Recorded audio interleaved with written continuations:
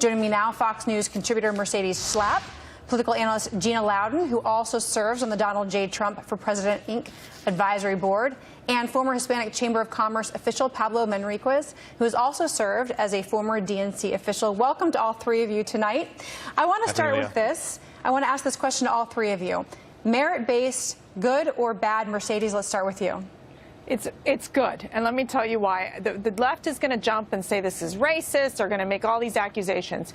But then you would have to say that countries like Canada, Austria, Australia, New Zealand, Japan, all of those countries actually support merit-based systems. That is what they do for their immigration system. This is about modernizing our immigration system. Our immigration system is outdated. It attracts low-skilled workers. And what we need to do is we have to have an immigration system that matches economic needs, and that is attracting talent. It is attracting high-skilled workers, and that should be the priority. All right, Pablo, over to you. I would tend to disagree with that. I mean, look, right now we have crops that are rotting in the field in Bakersfield, California, and across the entire agricultural United States. Easy, let him finish real quick. Right, across the entire United States. And what we're suggesting here is just slashing half of the legal immigration. This is going to have a lot of pushback. And I think that, honestly, and I think that from your party, especially Mercedes, this is going to be an opportunity for compassion and conservatism to win out. And because, you know, obviously this is just a proposal. This isn't the law. This is something that's going to be mismatched. All right, so you're saying it's bad. Yeah. I am. Okay, let's go over to you, Gina. Your thoughts, good or bad? I think merit-based things are always good, whether we're talking about contracting or anything else. But certainly in this situation, when all economists agree that our current policy hurts legal immigrants and our minority population, my question for those who would advocate against this is, why would you want to hurt those populations by keeping things the way they are and continuing to hurt our current immigrants and minority populations and their incomes? Well, sparks were definitely flying today over President Trump's plan. So go ahead and take a listen to what happened in the White House briefing room today. This whole notion of, well, they could learn, you know, they have to learn English before they get to the United States. Are we just going to bring in people from Great Britain and Australia? Jim, actually, I have to honestly say, I am shocked at your statement that you think that only people from Great Britain and Australia would know English.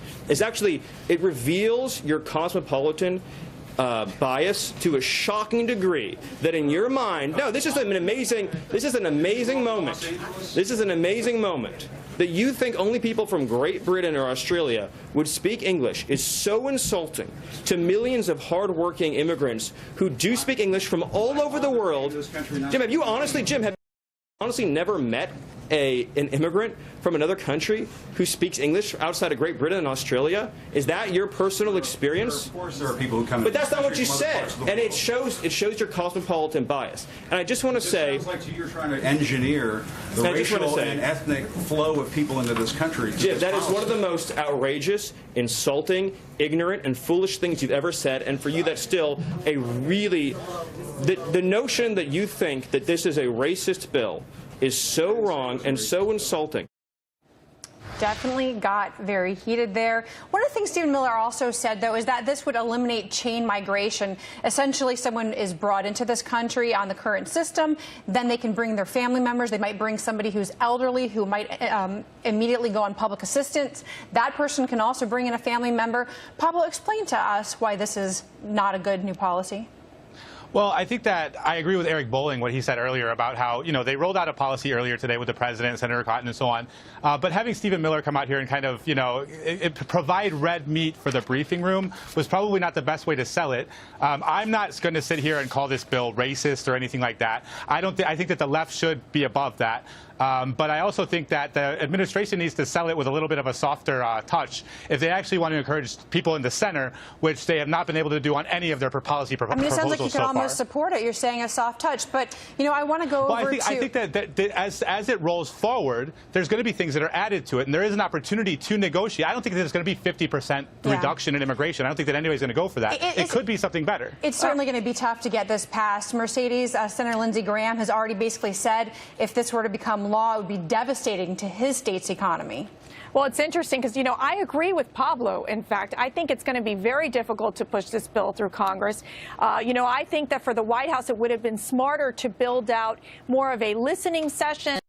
This exchange, this conversation on what needs to be included in an immigration bill. They just kind of threw this bill out there. And when you really look at it, you're going to see that many of these moderate Republicans are not going to support it.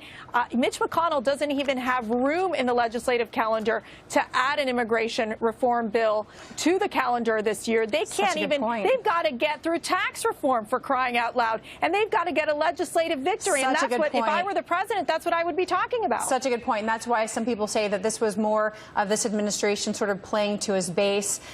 Gina, just very quickly, thumbs up or thumbs down for maybe a softer touch? I think what's important is that when Americans have full employment, then we can say that we go for softer touches. Right now, we need to fix this. And to Lindsey Graham, his state is in the top 10 unemployment in the country. Why would he be the one making the case against full employment for his state? I don't understand. All right, lots of strong feelings on this. Mercedes, Gina, Pablo, thank you so much for being here. Thanks.